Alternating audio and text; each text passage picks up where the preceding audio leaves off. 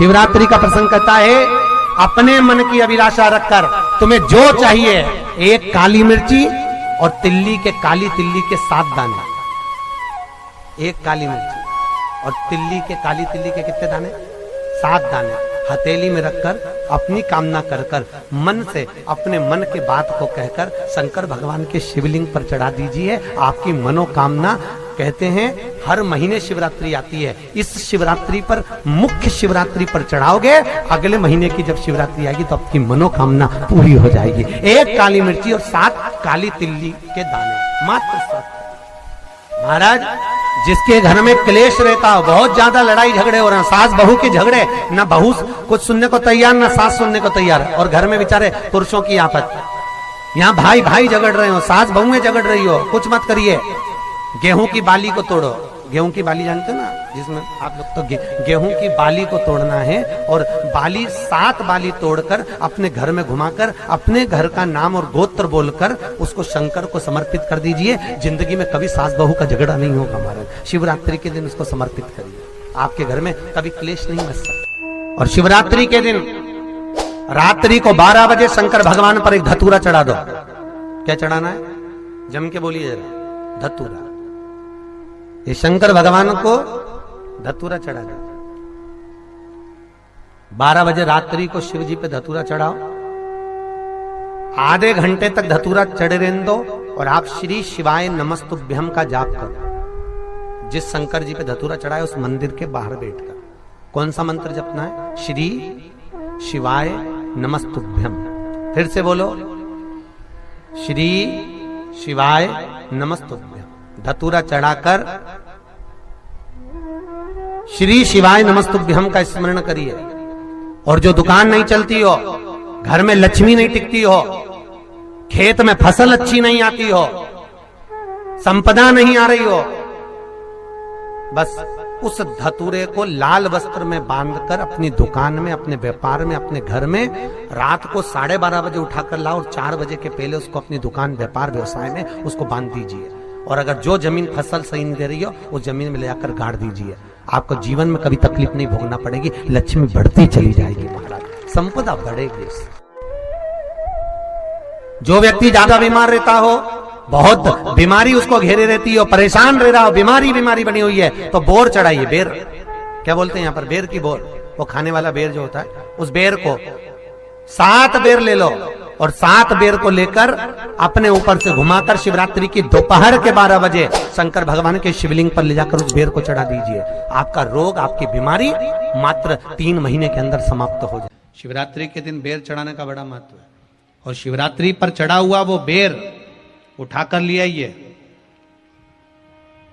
और उस बेर को उठाकर रख लीजिए। मान लो किसी को उदर से जुड़ी हुई जब तकलीफ रहती है, पेट से जुड़ी हुई तकलीफ रहती है, पेट से जुड़ी हुई कोई भी प्रॉब्लम हो, अगर पेट से जुड़ा हुआ कोई भी रोग आपको लग गया और डॉक्टर की दवाई चल रही है, सारी औषधि चल रही है, जो शिवरात्रि पर आपने बेर चढ़ाया है, वो बेर अगर आपके यहां रखा हुआ है, वो बेर उस रोग वाले व्यक्ति को खिला दीजिए। आधे घंटे के अंदर पेट का दर्द, पेट की तकलीफ, पेट का कैसा भी रोग होगा, एकदम आराम लग जाएगा। उस बेर में इतना दम, इतना प्रबलता आ जाती है शंकर को, जो शिवरात्रि के दिन बेर चढ़ाया जाता है, वो केवल शिवरात्रि के दिन करने का होता है। कहते हैं जिसका व्यापार ना चले, व्यवसाय ना चल रहा हो, बहुत ज्यादा कष्ट में जीवन निकल रहा हो और बहुत ही ज्यादा तकलीफ हो रही हो, तो धतूरे को हल्दी में डुबोकर शंकर भगवान को शिवरात्रि के दिन रात को 12 बजे समर्पित करें। उस धतूरे को वापस उठा लाएं 5-10 मिनट के बाद, श्री शिवाय नमस्तुभ्यम बोलकर लाल कपड़े में उसको बांधकर व्यापार वाली जगह में कहीं पर भी उसको बांध दिया जाए। व्यापार पीछे नहीं हटता, व्यापार अग्रण्य भाव में बढ़ता चले जाता है। महाराज, उस धतूरे को केवल परंतु शिवरात्रि के दिन रात को 12 बजे ही किया जाए। हल्दी में डुबोना पड़ता है।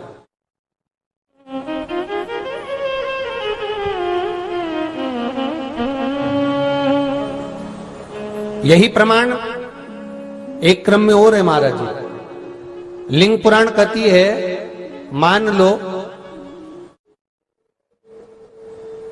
किसी व्यक्ति को कोई एक भारी बीमारी हो गई, बड़ा रोग हो गया, और वो रोग डॉक्टर कह रहा है कि ये ठीक नहीं होना है, बहुत तकलीफ उसमें है और कष्ट ही कष्ट है, वो ठीक नहीं हो रहा, दवाइयां लग रही, गोलियां खा रहे हैं। तो महाराज उसका भी वर्णन है। 7 धतूरे, कितने धतूरे लेना है? 7 धतूरे।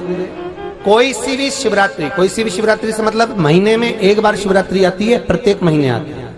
किसी भी शिवरात्रि के दिन 7 धतूरे लेकर, एक धतूरे में मौली, लच्छा, नाड़ा लपेटकर,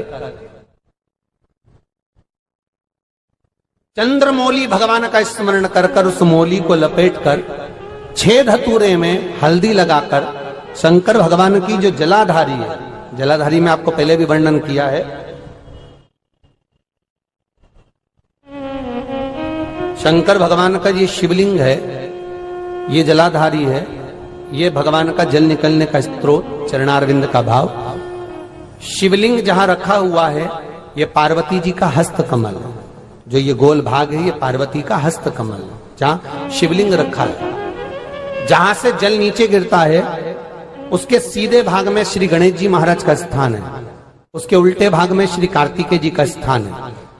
जलाधारी के सामने एक मोटी सी लाइन होती है, कहीं सांप बना होता है, कहीं स्थान बना होता है। जो मोटी सी लाइन है, ये शंकर भगवान की सबसे छोटी लड़की अशोक सुंदरी का स्थान है। जलाधारी के ऊपर जो 3 टेकी लगी है, ये भृगु ऋषि का, भृंगी गण का स्थान है।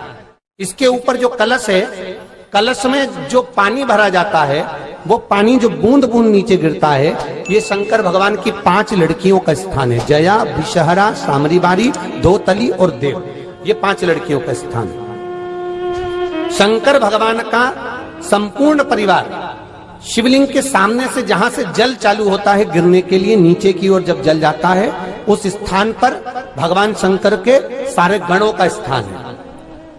फिर जब जल बहकर सामने की ओर जाता है, जितनी दूर तक जल जाता है, उतनी दूर तक भगवान शंकर के उस जल भाग को ग्रहण करने के लिए 33 कोटि देवताओं का स्थान है। इसलिए उस जल को हम लांघते नहीं है, क्योंकि वहां 33 कोटि देवता विराजमान रहते हैं। महाराज, तो जो बीमारी डॉक्टर ने बता दी और बहुत बड़ा रोग हो गया और शरीर में कष्ट है, ठीक नहीं हो रहा, चाहे लीवर से जुड़ा हो, चाहे किडनी से जुड़ा हो, चाहे कैंसर से जुड़ा हो, और मान लो शरीर में कहीं गांठ भी हो गई है और वो मिटी नहीं रही हो, तो महाराज